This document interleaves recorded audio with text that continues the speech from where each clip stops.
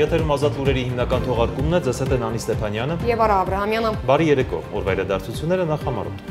Նիկոլ Փաշինյանն ընդունել է Տրաֆիգուրա ընկերության նախագահ Ջերեմի Ուերին։ Զրուցակիցները քննարկել են հանքարդյունաբերության ոլորտում գործակցությանը եւ ընկերության կողմից մեր երկրում ներդրում այն ծրագրերի իրականացման հնարավորություններին վերաբերող հարցեր։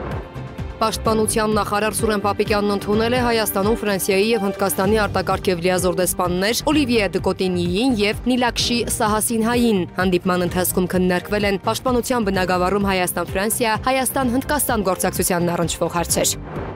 Խորհրդանը շարունակել է արտահերտ նիստի աշխատանքը, ազգային ժողովն առաջին ընթերցմամբ ընդունել է 3 քննարկված հեծը ազգայնացնելու մասին եւ հանրային տրանսպորտում չվճարելու դեպքում տուգանք նախատեսող տրանսպորտում հսկիչների գործողությունները սահմանող նախագծերը։ Պատգամավորները քննարկել են նաեւ քրեական օրենսգրքում փոփոխություններ եւ լրացումներ կատարելու վերաբերյալ նախագիծը։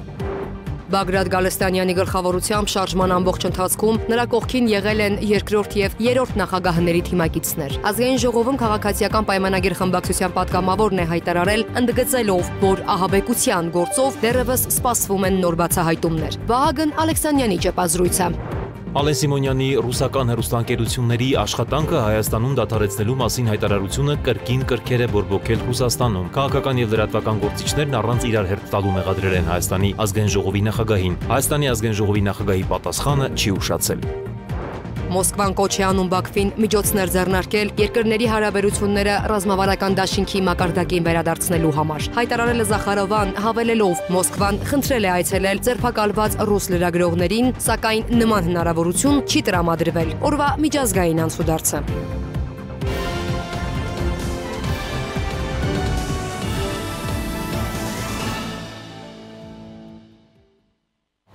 Նիկոլ Փաշինյանն ընդունել է Տրաֆիգուրա ընկերության նախագահ Ջերեմի Ուերին, զրուցակիցները քննարկել են հանքարդյունաբերության ոլորտում գործակցությանը եւ ընկերության կողմից մեր երկրում ներդրում այն ծրագրերի իրականացման հնարավորություններին վերաբերող հարցեր։ Ջերեմի Ուերը մանրամասներ է ներկայացրել աշխարհի տարբեր երկրներում Տրաֆիգուրա ընկերության գործունեության վերաբերյալ եւ ընդգծել իրեն շահագրգռվածությունը Հայաստանում եւս ծրագրեր իրականացնելու հարցում։ Փաշինյանը կարևորել է երկխոսության եւ քննարկումների շարունակականությունը գործակցության հետագա քայլերը նախանշելու նպատակով։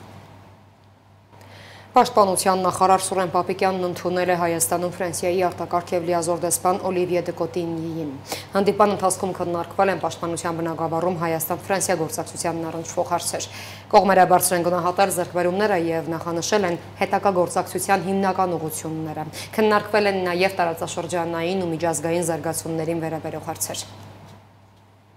Պապիկյանն այսօր ընդունել է նաև Հայաստանում Հնդկաստանի արտակարգ եւ լիազոր դեսպան Նիլաքշի Սահասինհային։ Այս հանդիպանը եւս քննարկվել են պաշտպանության բնագավառում Հայաստան-Հնդկաստան գործակցությանը, տարածաշրջանային ու միջազգային անվտանգությանն առնչվող հարցեր։ Անդրադառնանք այլ թեմաների։ Խորհրդարանը շարունակել է արտահերթ նիստի աշխատանքը։ 65 կողմ 30 դեմ ձայներով ազգային ժողովը առաջին ընթերցմամբ ընդունել է 3 քննարկված հեծն ազգայնացնելու մասին օրենքի նախագիծը։ Կրկին առաջին ընթերցմամբ եւ ձայների գրեթե նույն համամասնությամբ ընդունվել է նաեւ հանրային տրանսպորտում չվճարելու դեպքում տուգանք նախատեսող տրանսպորտում հսկիչների գործողությունները սահմանող նախագիծը։ Պատգամավորները քննարկել են քրեական օրենսգրքում փոփոխություններ եւ լրացումներ կատարելու վերաբերյալ նախագիծը եւս, որով նախատեսվում է տրանսպորտային միջոցների բաղադրիչ մասերի, սարքերի կամ սարքավորումների գողությունը դիտարկել որպես գողության հանցակազմի երկրորդ մաս, որի պարագայում այն կդիտարկվի որպես միջին ծանրության հանցանք, ոչ մեծ ծանրության հանցանքի փոխարեն։ Ներքին գործերի նախարարի տեղակալ Արմեն Մկրտչյանի խոսքով վերլուծությունները ցույց են տալիս, որ տրանսպորտային միջոցների սարքավորումների գողությունը հանրությանը անհանգստացնող հանցատեսակներից է։ Ազգային ժողովը շարունակեց արտահերթ նստաշրջանի հերթական քննարկումները։ Հերթական նիստը մեկնարկեց քրեական օրենսգրքում փոփոխություններ եւ լրացումներ կատարելու վերաբերյալ նախագծերի փաթեթի քննարկումներով։ Ըստ Հայաստանի ներքին գործերի նախարարի տեղակալ Արմեն Մկրտչյանի առաջարկվում է որոշ սանկցիաների մասով խստացնել քրեական օրենսգրքի 344-րդ հոդվածով նախատեսված արարքների համար պատասխանատվությունը։ Նախատեսվում է նաեւ արգելել 18 տարին չլրացած անձանց արտաքին տեսքով կամ կառուցվածքով սառը զենքին նմանվող եւ արտադրական, կենցաղային, տնտեսական, ուսումնական, մշակութային կամ դեկորատիվ նշանակություն ունեցող առարկաների սարքերի կամ գործիքների վաճառքը։ Նախագծերի փաթեթով կլավարկվի նաև տրանսպորտային միջոցի վարորդի բացակայության դեպքում տրանսպորտային միջոցը հատուկ տարածք բերման ենթարկելու պարագայում վարորդին իրազեկելու գործիքակազմը։ Կհստակեցվի ոստիկանության շարժական տեսաձայնագրող կամ լուսանկարահանող տեխնիկական միջոցներով ենթադրյալ վարչական իրավախախտում կատարած անձանց նույնականացման իրավունքը։ Արտական իրավունք չունեցող վարորդը համարվում նաև այն վարորդը, ով զրկված է եղել վարորդական իրավունքից 1 տարի ժամկետով եւ 1 տարին լրանալուց հետո մենք տեսնում ենք, որ կա տենդենց, քաղաքացիները չեն գնում նորից քննություն տալու եւ վարորդական վկայական վերցնելու եւ ընդամենը 25000 դրամ, երբ որ կարձանագրվի,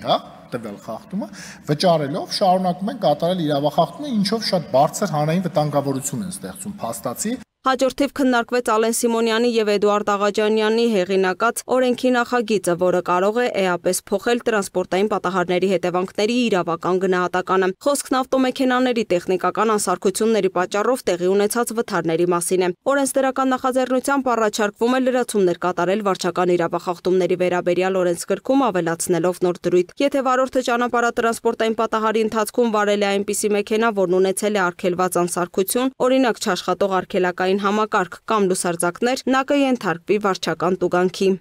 Առաջարկվող փոփոխությամբ նախատեսվում է օրենսդրական բարեփոխման արդյունքում օժանդակել արհեստական խցանումների առաջացման ռիսկերի նվազեցմանը, հաշվի առնելով դրանց հետևանքով առաջացող սաստկալի հաճախ ժամեր տևող խցանումները, որոնք իրենց հերթին ունենում են անասելի բացասական թե անվտանգային, թե տնտեսական, թե բնապահպանական եւ թե առողջապահական հետևանքներ մեր քաղաքացիների համար։ Օրենքների նախագծերի սույն փաթեթը վերաբերելի է միայն թվով 2 ավտոտրանսպորտային միջոցների մասնակցության պատահարներին, երբ առկա է միայն գույքային վնաս եւ կողմերն ունեն համաձայնություն մեղավորության վերաբերյալ։ Նախագծի համաձայն խախտման համար սահմանվում է վարչական տուգանք։ Օրենքն ուժի մեջ կմտնի 2025 թվականի սեպտեմբերի 1-ից ժամանակ տալով վարորդներին եւ ավտոտեսչական ծառայություններին հարմարվելու նոր պահանջներին։ Փոփոխությունները կվերաբերեն ապահովագրական պատահարների ընդհանուր թվի ավելի քան 85%-ին։ Առաջարկում է սահմանել առավելագույն ժամանակահատված, որի ընթացքում վարորդները պարտավոր կլինեն իրենց ավտոմեքենաները տեղափոխել օրենքով չարգելված այլ վայր, ազատելով երթևեկելի հատվածը, դրանով իսկ դադարեցնել արհեստական խցանումների պատճառ հանդիսանալ։ Եվ համաձայն շահագրգիռ կողմերի հետ բազմաթիվ քննարկումների արդյունքում ձևավորված կոնսենսուսի այդ ողջամիտ ժամանակահատվածը 20 րոպե է։ Հաշվի առնելով ասֆահավելվածում նախատեսված քայլերի լրացման միջին տևողությունը գումարած հավելյալ 10 րոպե, հաշվի առնելով նոր կարգին մեր քաղաքացիների ընտելացման գործոնը։ Ըստ ներքին գործերի նախարարի տեղակալ Արմեն Մկրտչյանի կառավարությունը դրական է գնահատել նախաձեռնության ընդունումը։ Մենք ակնկալում ենք, որ նախագծի ընդունմամբ կբեռնաթափվեն բեռնաթափվի երթևեկությունը բնականաբար խցանումներից եւ նաեւ մենք ակնկալում ենք, որ ճանապարհատրանսպորտային նոր պատահարների նվազում կգրանցենք այս իմաստով։ Քաղաքացիական պայմանագիր խմբակցության падգամավոր Արմեն Խաչատրյանն իր ելույթում կարևորեց նախագիծը, նշելով, այն իր անմիջական ազդեցությունը կունենա ճանապարհների թողունակության վրա։ 100,000 դրամ վնասով ճանապարհատրանսպորտային պատահարի դեպքում հնարավոր է ամբողջ տնտեսությանը մեր քաղաքացիներին մի քանի միլիոնի վնաս պատճառվի, ժամերով կանգնում են, շարժիչ են գործարկում, էկոլոգիական խնդիրներ, ժամանակ, այդքան վառելիք, բայց որ ուսումնասիրում ես, տեսնում ես այդ վթարը ընդհանուր 100-150-200,000 դրամի վնաս ունի։ Չափազանց կարևոր նախագիծ է եւ մեր քաղաքացիներին հորդորում եմ հենց հիմա էլ միանգամից արդեն ներբեռնել այդ հավելվածը, անպայման ունենալ հեռախոսում, իհարկե Աստված տա ոչ մեկին պիտանի չլինի, ոչ մեկ դրա կարիքը չունենա, բայց այնուամենայնիվ քաշեք, պատրաստ եղեք ու այդպես շարունակ, բայց հետաքրքիր կլներ իմանալ, օրինակ այս նախագիծը ոնց էր աշխատելու, եթե հայտնի ահաբեկչական խմբի կողմից պլանավորված, օրինակ այն աստղիկները Հալիճում լռություն։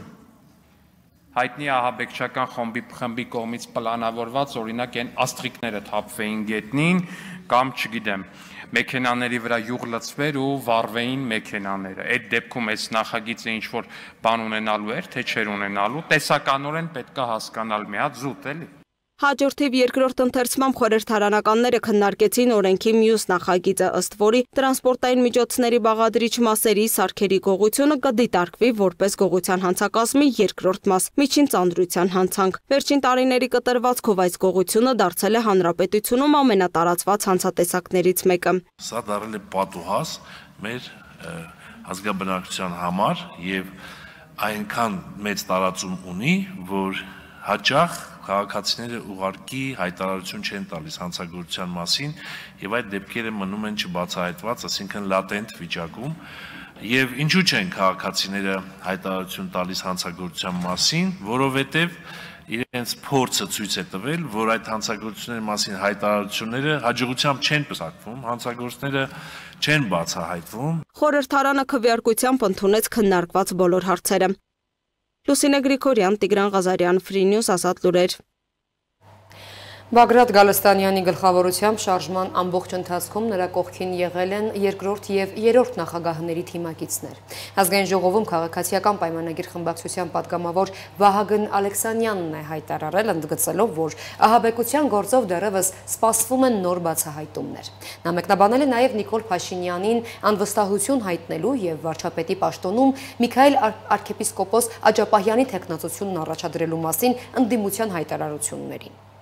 Էդմոն Մարուկյանն օրեր առաջ տեղեկացրել էր, որ պատրաստ է հրաժարվել վարչապետին անվստահություն հայտնելու գործընթացի շրջանակներում իր թեկնածությունն առաջադրելուց։ Նաև հավելել էր, որ նախկին քաղաքացիական պայմանագիր խմբակցության պատգամավորներ Հովիկ Աղազարյանը ու Հակոբ Ասլանյանը պատրաստ են այդ պաշտոնում առաջադրել Միքայել արքեպիսկոպոս Աջապահյանի թեկնածությունը վերջինիս համաձայնության դեպքում։ Հայաստան խմբակցությունը ևս հայտարարել էր Միքայել Սրբազանի թեկնածությամբ Նիկոլ Փաշինյանի նկատմամբ անվստահության նախաձեռնությանը միանալու մասին։ Ազգային ժողովում լրագրողների հետ զրույցում քաղաքացիական պայմանագիր խմբակցության պատգամավոր Վահագն Ալեքսանյանն անդրադառնալով ընդդիմության այդ մտադրությանը նշել է, որ նման անձի առաջադրումն ուղղակի սադրանք էր պետության դեմ։ Այն մարդուն, որ ռազմական հեղաշրջման կոչեր արել, իրանք դիտարկում են որպես վարչապետի թեկնածու, դա հաջորդ զարգացում է։ Այն մարդուն, որ նաև իր աջակցությունն հայտնել ահաբեկչական խմբին, որը պլանավորած է եղել Հայաստանում մարդկանց սպանել, որը պլանավորած է եղել Հայաստանում մարդկանց գյուլել, որը պլանավորած է եղել գյուլվածների ընտանիքին նաև կոմպենսացիա տալ այն մտքով, որ այն մարդիկ, որ իրանք պետքա գյուլեին, ընտանիքներին կոմպենսացիա պետք է տային, այդ ընտանիքներն է պետքա գոհ լինեին, այդ խայտառակ անբարոյականության կրողներին են առաջարկում Հայաստանում ինչ-որ պետական պաշտոնի ընտրել, այն էլ վարչապետ, լուրջ են ասում։ Պատգամավորը բացառել է արտահերթ ընտրությունների անցկացումը, հայտարարելով, որ նման անհրաժեշտություն չկա և խորհրդարանական ճգնաժամ չի դիտարկվում։ Նա ընդգծել է, որ այս գործընթացի շուրջ իրականացվող քաղաքական քարոզը չի կարող արդարացվել ոչ ժողովրդավարության, ոչ ընդդիմադիր ազատության պատրվակով, երբ կան կոնկրետ ահաբեկչական նախապատրաստության մեղադրանքներ։ Ես ձեզ վստահեցնում եմ, որ օրինակ մարդիկ հենց հիմա շատ երջանիկ են այն փաստի բերումով, որ Հայաստանի Հանրապետության ուժային մարմինների շնորհիվ կանխվել է Հայաստանի Հանրապետությունը խորը ու մեծամասշտաբ ահաբեկչության մեծ ներքաշելու գործողություն, այսինքն մենակ այդքանով արդեն իսկ կարծում եմ մարդկանց շատ մեծ մասը շատ երջանիկ է, որ իր հարազատները չեն զոհվել կամայական տերակտի արդյունքում։ Նրա խոսքով Բագրատ Գալստանյանի գլխավորած շարժման ամբողջ ընթացքում վերջինիս կողքին եղել են Հայաստանի երկրորդ և երրորդ նախագահների թիմակից պատգամավորներ, սակայն ըստ Ալեքսանյանի նախապատրաստվող ահաբեկչությանն աջակցել են ոչ միայն ներքին, այլև արտաքին ուժերի ներկայացուցիչներ։ Դե առնվազն այնտեղ իրանց պլանի մեջ հստակ կետ կար, ինչ որ կողմի ներկայացուցիչի ներկայությամբ հանդիպման մասին, իսկ դա առնվազն հիմք տալիս է կասկածելու նման ուղղությամբ, բայց ստեղ մի բան էլ էլի անկեղծ եմ ասում, ես կարամ ստեղ հիմա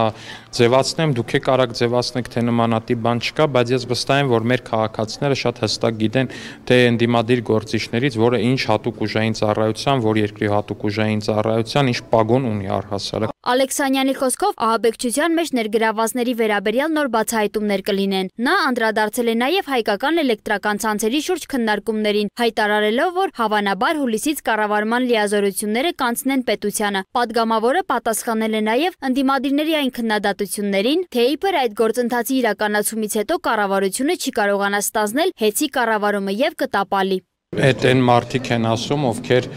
ծակ շապիկներով եկել են Հայաստանում իշխանության Ղարաբաղից, առանց Հայաստանի քաղաքացիության դարել են Հայաստանում նախագահ, հետո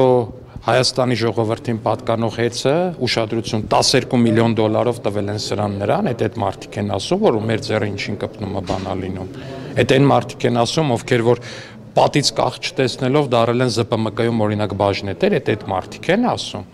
Բնականաբար նրանց այդ բիզնես ունակությունների ու մնացածի հետ մենք համեմատվել բնականաբար չենք կարող։ Ու այս խոսույթը ինձ թվում է դուք շատ եք լսում, չէ՞։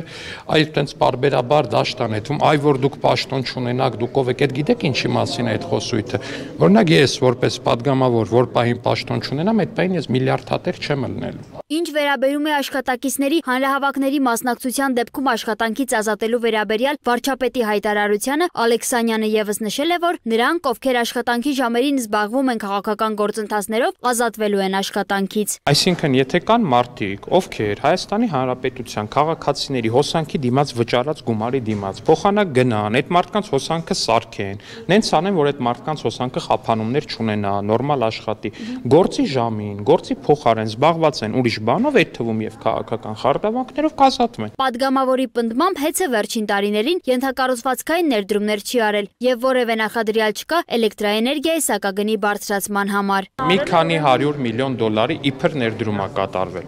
Սիրելի քաղաքացիներ, որ հիմա դիտում եք մեզ, ձեր գյուղում որևիցե մի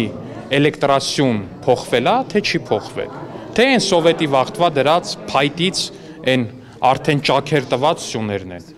Ձեր գյուղում կամ ձեր քաղաքում առհասարակ բացի այն շոչիկների կներեք արտահայտությանս համար շոչիկ բառի, շոչիկների այն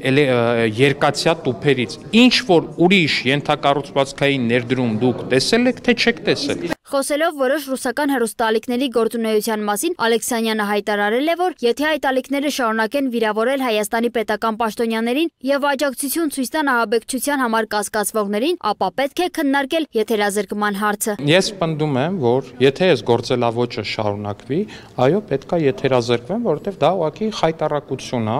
այն բառապաշարը, որ օգտագործում են այնտեղ Հայաստանի պետական պաշտոնյաների հասցեին, այն խոսելավոճը, որ նրանք ունեն Հայաստանի պետական պաշտոնյաների հասցեին ու առհասարակ այն աջակցությունը, որ նրանք ցույց են տալիս Հայաստանի Հանրապետությունում ահաբեկչություն նախաձեռնած խմբի նկատմամբ, բնականաբար այլ տեղ չի թողում։ Ըստ Ալեքսանյանի կառավարությունը երկար ժամանակ հանդուրժել է Ռուսաստանի Դաշնության հեռուստաալիքների նման վերաբերմունքը, բայց ինչ որ պահից սկսած պետք է այլևս չհանդուրժել եւ որոշման գալ։ Իսկ հարցին, թե այս պահին այդ ուղղությամբ քննարկումներ կան, պատգամավորը չի ցանկացել մանրամասնել։ Սոնա Գիշյան, Տիգրան Ղազարյան, Free News, Ազատ լուրեր։ Ազգային ժողովի նախագահ Ալեն Սիմոնյանի ռուսական հեռուստաընկերությունների աշխատանքը Հայաստանում դադարեցնելու մասին հայտարարությունը կրկին կրկեր է բորբոքել Ռուսաստանի Դաշնությունում։ Քաղաքական եւ լրատվական գործիչները առանց իրար հերթ տալու մեղադրել են Հայաստանի ազգային ժողովի նախագահին այդպիսի հայտարարություններով հայ-ռուսական հարաբերություններում սեպ խրելու համար։ Ալեն Սիմոնյանի պատասխանն էլ չի ուշացել։ Պետք է արդեն քննարկենք ռուսական հեռուստաալիքների հեռարձակումը դադարեցնելու հարցը Հայաստանի Հանրապետության տարածքում։ Հայաստանում ռուսական հեռուստաալիքները փակելու մասին ազգային ժողովի նախագահ Ալեն Սիմոնյանի հայտարարությունը քննադատությունների ու մեղադրանքների նոր ալիք է բարձրացրել ռուս պաշտոնյաների մոտ։ Բազմաթիվ հրապարակումներ են արվել այն մասին, թե ռուսական հեռուստաալիքները փակելու մտադրությունը ոտնձգություն է Հայաստանի ռուսալեզու լսարանի համար եւ հատուկ խաղ է, որը նպատակ ունի թշնամություն սերմանել հայ-ռուսական հարաբերություններում։ Ազգային ժողովի նախագահ Ալեն Սիմոնյանը ռուսերեն գրառում է արել սոցցանցերի իր էջերում պատասխանելով իր հայտարարությունների վերաբերյալ ռուսական կողմից հնչող պատասխաններին։ Ռուս-հայկական հարաբերությունները փչացնում են ոչ թե արևմտյան հետախուզական գործակալությունները կամ առասպելական գործակալները, այլ որոշ ռուսական պետական հեռուստաալիքներ, լրագրողներ եւ խմբագիրներ։ Ազգային ժողովի նախագահը ռուս գործընկերներին հորդորել է մեղավորներ չփնտրել, փոխարենը փորձել հասկանալ ինչու է Հայաստանում առաջանում այդ պահանջը։ Սիմոնյանն ընդգծել է, թե ինչպես է աշխատում ռուսական քարոզչամեքենան Հայաստանում։ Ռուսական պետական հեռուստաալիքները ամենավիրավորական խոսքերով երբեմն բացահայտ անպարկեշտությամբ վիրավորում են Հայաստանի ընտրված իշխանությանը։ Համակարգված կերպով հակադրում են հայ հասարակությանը սեփական իշխանությանը, մոռանալով, որ մեր իշխանությունն ընտրվում է ուղղակի եւ ազատ ընտրություններով։ Կասկածի տակ են դնում Հայաստանի Հանրապետության ինքնիշխանությունը, անկախությունը եւ նույնիսկ գոյությունը։ Կոչ են անում դուրս գալ ցույցերի, նշելով ամսաթիվը, ժամը եւ վայրը, փաստացի հանդես գալով գործող սահմանադրական կարգի դեմ։ Բացահայտորեն դատապարտում են իրենց երկրի օրենքը կատարող հայ իրավապահ մարմինների աշխատակիցների գործողությունները, միջամտում են Հայաստանի ներքին կյանքի բոլոր ոլորտներին, քաղաքական գործընթացներից մինչև ազգային խորհրդանիշներ։ Ալեն Սիմոնյանն առաջարկել է ռուս գործընկերներին գոնե 1 րոպեով պատկերացնել հակառակ իրավիճակը։ Ինչ կասեիք, եթե Հայաստանի պետական հեռուստաալիքներով հաղորդավարները վիրավորեին Ռուսաստանի նախագահին եւ ղեկավարությանը, քննարկեին Ռուսաստանի Դաշնության տարածքային ամբողջականությունը եւ հայտարարեին, որ Ռուսաստանը չպետք է գոյություն ունենա, եթեր հերարցակեին հատուկ ռազմական գործողության ռեպորտաժներ, քննադատելով ռուսական բանակի գործողությունները, վերլուծեին Ռուսաստանի քաղաքացիների դեմ հարուցված քրեական գործերը։ Սա այն է, ինչը ամեն օր ռուսական հեռուստաալիքների էկրաններից լցվում է մեր մեդիադաշտ։ Սա է այն, ինչն իրականում ոչնչացնում է ռուս-հայկական հարաբերությունները, ոչ թե արևմուտքը եւ անշուշտ ոչ թե հայ ժողովուրդը կամ քաղաքական գործիչները։ Սա պետք է դադարեցվի, հստակեցրել է Ալեն Սիմոնյանը եւ պնդել՝ կամ դուք կդադարեցնեք, կամ մենք կանենք դա։ Այդա Կիրակոսյան, Free News, Ազատ լուրեր։